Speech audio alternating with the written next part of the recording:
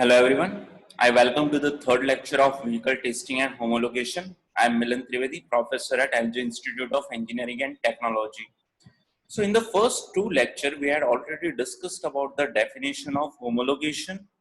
We had already discussed about the four different testing organizations. We are left with the three different testing organizations. So let us begin. Fifth testing organization in India is Central Farm and Machinery Training and Testing Institute. It is located in the Budni, Madhya Pradesh. Basically, it undertakes the homologation of all the farm vehicles, right? All the agricultural vehicles are being tested at the Central Farm and Machinery Training and Testing Institute.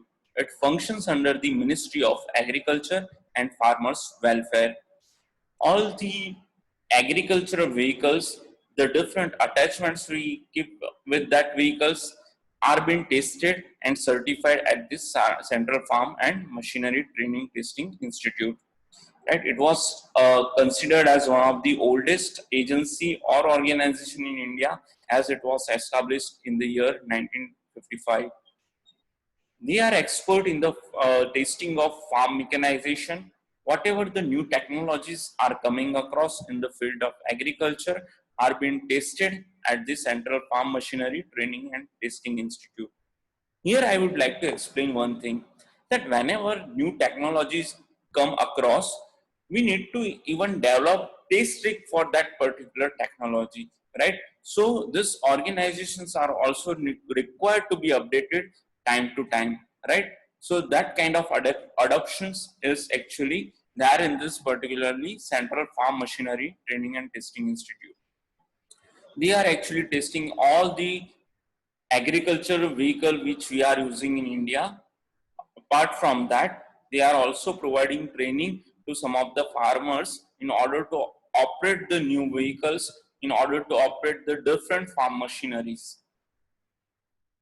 It is considered as that organization which had actually imported some of the premium brands of the automobile, which is coming from even US, Africa, Europe, and USA.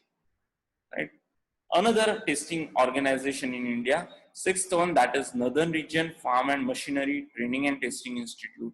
It is located in Hisar region of Haryana. Again, it is also undertaking all the homologation work of farm vehicles. This also comes under the or functions under the Ministry of Agriculture and Farmers Welfare, and it was established in the year 1963. If you see, all the things are similar apart from the location, right? This organization is actually required to be developed, as there was heavy rush at one organization, Central Farm Machinery Training and Testing Institute. So they had actually developed a second option so that a load can be distributed, right? So that this is been located at Haryana, and that's why it was established after 8 years of the development of Central Farm Machinery Training and Testing Institute. CFMTTI was established in 1955, but this was established in the year 1963.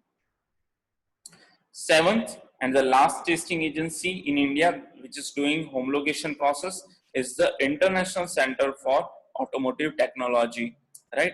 That is ICAT. If you take the suffix of ICAT, right, they had written innovation, service, and excellence. That is their key role. This ICAT organization is located in the Manesar region. It undertakes the homologation of entire range of vehicles, right? It is somewhat similar to the ERAI. ERAI is also undertaking all the homologation work. Even this ICAT is also famous for that. Just the difference is location is different. Now this functions under the Ministry of Heavy Industries. This is one of the recent organization. All the other organization was developed around 1960, but this particular testing organization is bit new, that is in 2006. So they are having a good research based facility as well as new technologies with them.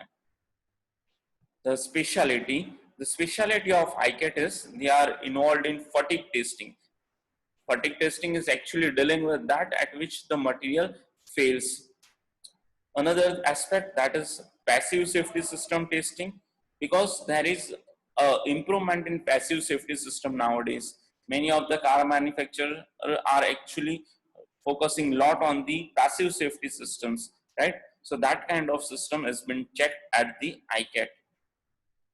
Another aspect they are focusing on is the transmission testing, right? Gearbox, even what are the changes in the gearbox, that all part has been tested at the ICAT. Last but not least, that is a track testing. They are also involved in the testing at different track condition. Actually, vehicle is tested at different tracks, whether it is a dry track, wet track. That result or the output or the efficiency of vehicle is different at different track condition. So they are having a different tracks in order to check the vehicle, right? They are also involved in the engine testing. They are doing the software based testing of vehicle with the help of CAD and CAE facility. They are also doing the emission testing. And last, that is noise, vibration and harshness testing, right? They are having a pass by noise facility in order to check the noise and vibrations coming out from the vehicle, right? So that's all about the different testing organization. Now let us discuss with the category of the vehicle.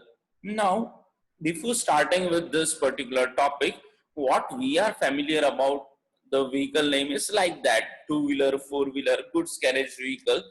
But now we need to understand the technical specification of the vehicle, because whenever the homologation certification is issued to any of the vehicle, they are not written as a four-wheeler car, right? Three-wheeler rickshaw. They are given one technical name. So what is that particular technical name? We need to learn right now. Majorly, the category of vehicles are categorized as L category, which is motor vehicle with less than four wheels; M category, that is vehicles having four wheels and used for the passenger purpose; N category is vehicles having four wheels and used for the transport of the goods, right? And O category is normally used for the trailer purpose, right? Now we are going to learn in detail about all these four categories. Although we are having more number of categories, but as far as our syllabus is concerned, we need to learn about this four category in detail. Now let us start with the L category. L category is, again, as you see, it is being distributed in four segments, that is L1, L2, L3 and L4. L1 is for two-wheelers, which is using engine, thermic engine, not exceeding the capacity of 50 cubic centimeter. And the speed of that vehicles is also less than 50 kilometer per hour. Nowadays, you won't find this kind of vehicle, but yes, earlier days, the Luna which was coming out was in this particular range, right? L2 category, that is for the three-wheelers, but the criteria is same, that engine capacity is less than 50 cc and speed is less than 50 kilometer per hour, right? Basically rickshaws, but rickshaw is also having a much higher engine. So nowadays you won't find this L1 and L2 both category of vehicle. Yes, coming to the third category, L3 category, that is for the two-wheeler engine capacity exceeding 50 cc and speed is also exceeding 50 kilometer per hour. So all the two-wheelers which we are using nowadays is coming across L3. So whatever bike you are using or whatever gearless vehicle such as Activa and all you are using is lying across the L3 category, right?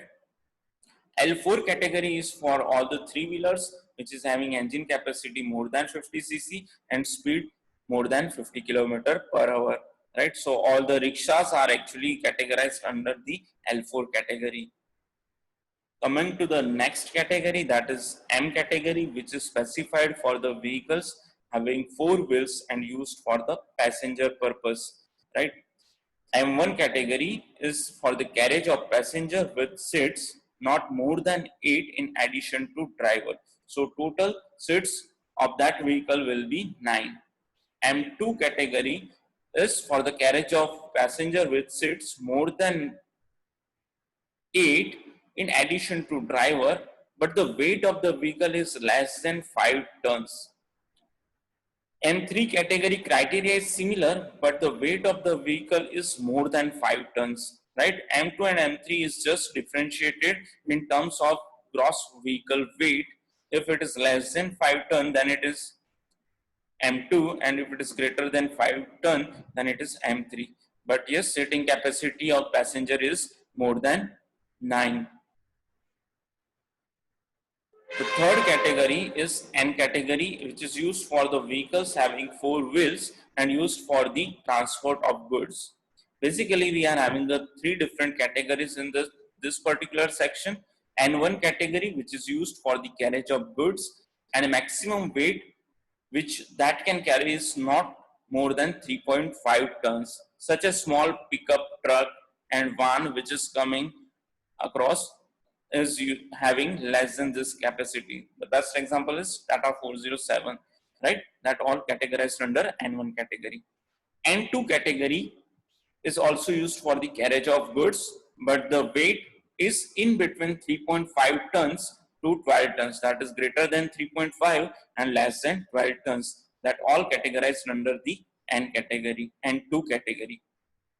N3 category is used for the carriage of goods, which is having maximum carrying capacity greater than 12 tons. Gross vehicle weight would be more than 12 tons, right? This N2 and N3 involves commercial truck, but yes, load carrying capacity is different. If it is less than 12 and N2 greater than 12, then we can say N3 category. Fourth category of vehicle is the O category. O category is normally used for this kind of trailers which we are mounting after the truck, right? The load carrying capacity of this particular trailer defines this particular O category. O1 category is with that trailer whose weight is less than 0.75 tons, which carries less than 0.75 ton weight. O2 category is for those trailers which is having a load carrying capacity in between 0.75 to 3.5. O3 category is for those vehicles whose range is between 3.5 to 10 tons. And O4 is for those vehicles with weight more than 10 tons. Here you need to remember somewhat numbers in order to remember the categories, right? Now other category, basically 4 categories which we are having: L category, M category, N category, O category. But apart from that, we are having other 2 categories. This is just for your knowledge point of view. It is important. That is T category, that is used for agricultural and forestry tractors. And G category, that is for the off-road vehicles, right? Apart from road, we can carry those vehicles, special purpose vehicles are categorized under the G category, right?